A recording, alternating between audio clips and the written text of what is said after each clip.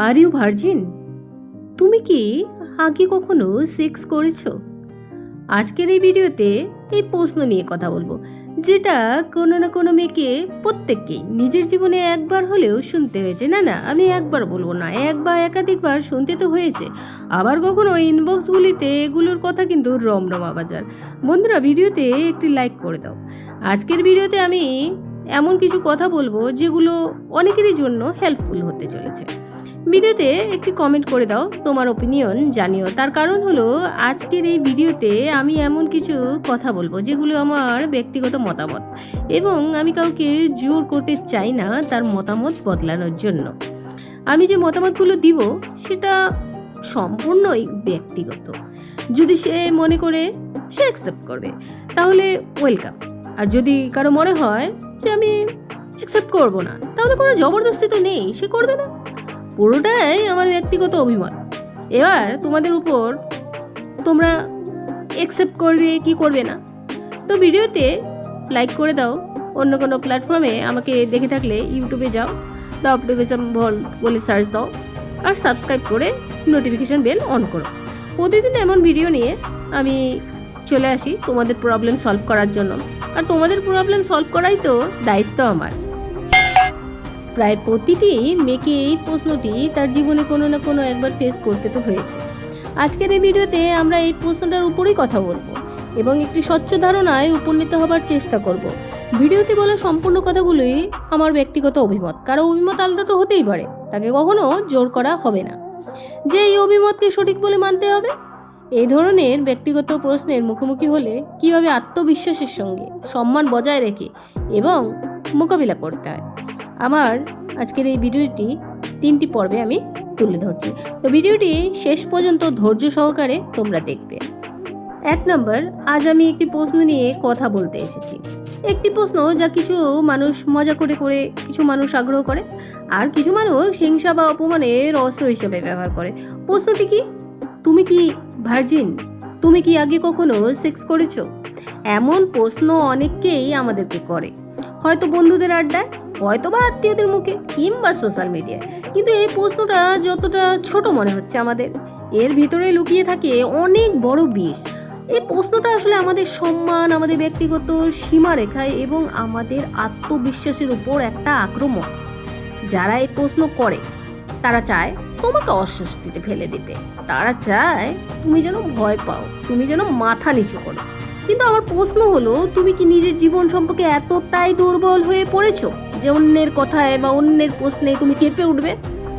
তুমি কি এতটাই অস্থির যে একটা কথা তোমার আত্মসম্মানকে নড়বড় হয়ে যাবে? একবার এক ছেলে তার কলেজের মেয়েরা মজা করে জিজ্ঞাসা করছিল, তুমি এখনো ভার্জিন? সে এসে বলছিল, আমি যদি হই সেটা আমার সিদ্ধান্ত, আর যদি নাই বা হই সেটা আমার জীবন, কিন্তু তোমার প্রশ্নে আমার মানসিকতা বদলাবে না। এই আত্মবিশ্বাসী আমাদের চাই। 2 নম্বর, বন্ধুরা মনে রাখবে, তোমার শরীর, তোমার সম্পর্ক, তোমার সিদ্ধান্ত, এগুলো তোমার একান্ত ব্যক্তিগত বিষয়। এই বিষয়ে কেউ প্রশ্ন করলে তুমি দুভাবে জবাব দিতে পারবে। 1 নম্বর, সম্মান বজায় রেখে তাদের থামিয়ে দিতে পারবে।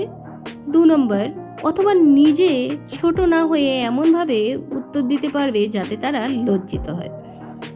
উত্তর দেওয়ার কৌশলগুলি হলো, যদি কেউ বলে তুমি ভার্জিন, তুমি এভাবে জবাব দিতে পারো, এই প্রশ্নের জবাব আমার কিন্তু ব্যক্তিগত ব্যাপার এবং আমি সেটা নিয়ে আলোচনা করি না। আচ্ছা বলুন তো, আপনি কি নিজের জীবন নিয়ে এমন প্রশ্ন সবার সামনে করেন? আপনার এই প্রশ্নটা কি আমাকে ছোট করার উদ্দেশ্যে? না, নিজেকে বড় করার। যদি আপনার চরিত্র নির্ধারণ করতেই হয়, আপনি কি আপনার বেডরুমে গল্প শেয়ার করবেন? তুমি এভাবে জব্দ করতে পারো। এই প্রশ্ন যারা করে তাদের ভিতরে নিজের অপূর্ণতা থাকে। তারা চায় অন্যের জীবনে ঢুকে কিছুটা কাঁপন তুলতে। কিন্তু তুমি যদি মাটির মতো স্থির হও, যদি নিজের আত্মসম্মান জানো, তাহলে এই প্রশ্ন তোমাকে ছুঁতে পারবে না। 3 নম্বর, আমাদের সমাজে ছেলে হলে এই প্রশ্ন মজার, মেয়ে হলে অপমানজনক। কিন্তু আসলে এটা উভয়ের জন্য অসম্মানজনক। যদি প্রশ্নটা হয় অপমান বা বিদ্রূপের ভঙ্গিতে, আপনি কি করবেন? আপনি যদি শিক্ষার্থী হন, নিজের বন্ধুদের শেখান কিভাবে কাউকে ব্যক্তিগতভাবে আঘাত না করে সম্পর্ক গড়ে উঠতে হয়। তুমি যদি বড় বয়সের হও, তোমার সন্তান, ভাই বোনদের শেখাও আত্মসম্মান কিভাবে রক্ষা করতে হয়। আর তুমি যদি সোশ্যাল মিডিয়াতে থাকো তাহলে জেনে রাখো তোমার নীরবতা নিয়ে অন্যকে শিক্ষা দিতে পারো।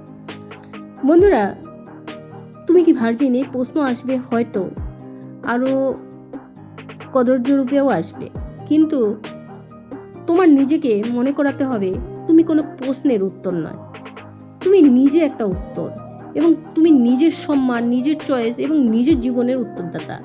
তাই জীবন যতই তোমাকে প্রশ্ন করুক, তোমার জবাব হবে দৃঢ়তা, আত্মমর্যাদা আর শান্ত আত্মবিশ্বাস। আজ থেকে কেউ যদি এমন প্রশ্ন করলে তুমি শুধু বলবে, আমি যেভাবে বেঁচে আছি বা যেভাবে বাঁচছি সেটা তোমার অনুমতির অপেক্ষায় নয়। ভালোবাসা সবসময় ব্যক্তিগত সম্পর্ক, সবসময় সম্মানের, আর প্রশ্নের উত্তর সবসময় বুঝে শুনে দেওয়া উচিত। আজ থেকে প্রতিজ্ঞা করো, নিজেকে ছোট তো হতে দেবেই না, আর কারো মজা বা কৌতূহলের বিনিময় তো একদমই নয়। আর যে প্রশ্ন নিয়ে কথা বলতে এসেছি সেটা শুধু কিন্তু একটা প্রশ্নই নয়, সেটা একটা অস্ত্র, একটা সামাজিক ছুরি যা মানুষ মজা করেও চলায়, কিন্তু যার ফল কাটে গভীরভাবে।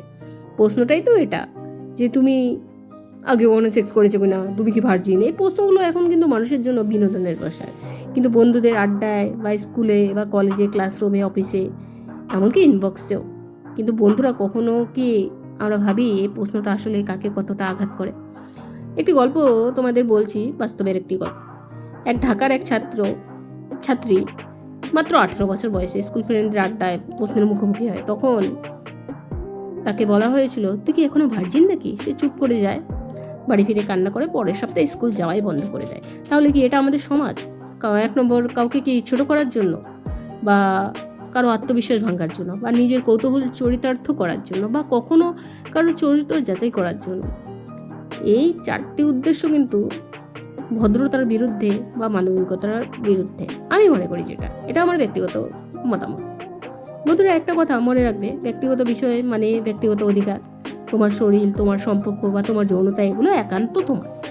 তাই তুমি কখন কি করবে কি করবে না সেটা বলার অধিকার একমাত্র তোমার। যদি কেউ জিজ্ঞাসা করে তুমি কি ভার্জিন, তোমার বয়ফ্রেন্ড গার্লফ্রেন্ডের সাথে কিছু হয়েছে, তাদের বলো, তুমি কি নিজের শরীর নিয়ে সবার সামনে কথা বলো? আমি যদি তোমাকে এমন প্রশ্ন করি, তোমার কেমন লাগবে? ব্যক্তিগত বিষয় নিয়ে উৎসুক হওয়া বা শালীনতা নির্দেশ করা, এগুলো কি ঠিক? তোমার জীবন নিয়ে তোমার সিদ্ধান্ত, অন্যের তো অনুমতির দরকার নেই। আমি কি দুর্বল হয়ে যাচ্ছি? না বন্ধুরা, তুমি দুর্বল হচ্ছে না, তুমি শুধু অবাক হচ্ছ যে কেউ তোমার হৃদয়ের দরজা ভেঙে কীভাবে ঢুকতে চাইছে। তুমি যদি শিক্ষক হও, তোমার ছাত্রদের শেখাও ব্যক্তিগতভাবে প্রশ্ন করা মানে কাউকে অসম্মান করা। তুমি যদি বড় ভাই বোন হও, তোমার ছোট বোনদের বোঝাও কে কবে কি করছে সেটা নয়, কে কেমন মানুষ সেটা বড় কথা। আমি একটি উদাহরণ দিচ্ছি। এক ছাত্রী একদিন প্রশ্ন করে, এক বন্ধুকে বলছিল, আমার শরীর কি তোমার বিনোদনের বিষয়? বন্ধুরা লজ্জা মাথা নিচু করেছিল। এরপর আর কেউ তাকে ওই প্রশ্নই করেনি। তোমার কথা যদি দৃঢ় হয় তাহলে তো সমাজে ঢেউ তুলবে। বন্ধুরা, জীবনে কিন্তু আমরা কত টাকা আয় করছি, রিলেশন স্ট্যাটাস কি, এগুলো কিন্তু মেন না। তুমি ভার্জিন কিনা এসব নিয়ে মানবিকতা কিন্তু মাপা যায় না। আর যদি তোমার কারোর সঙ্গে সেক্স না করে থাকো, তুমি পবিত্র, এটা কেউ বলার অধিকার রাখে না কিন্তু। আর যদি করে থাকো, তাও তোমার সম্মান এক বিন্দু কমে যাবে না, যদি সেটা সম্মতিতে হয়, দায়িত্ব নিয়ে হয়। তাহলে আজ থেকে প্রতিজ্ঞা করো, কেউ যদি ব্যক্তিগত প্রশ্ন করে তুমি ভেঙে পড়বে না, তুমি চুপও থাকবে না, পাল্টা প্রশ্ন করবে, কিন্তু শালীনভাবে। তুমি আত্মসম্মান নিয়ে বাঁচবে। শেষ কথা হলো, আমি আমার জীবন নিয়ে লজ্জিত নয়, কেননা আমি আমার মূল্য জানি। তো বন্ধুরা, আজকে আমার ভিডিওটি তোমাদের কেমন লাগলো? লাইক, কমেন্ট, সাবস্ক্রাইব তো অবশ্যই করবে, আর শুনো, পাশে থাকা বেল আইকনকে প্রেস করতে ভুলো না যেন। Thanks for watching.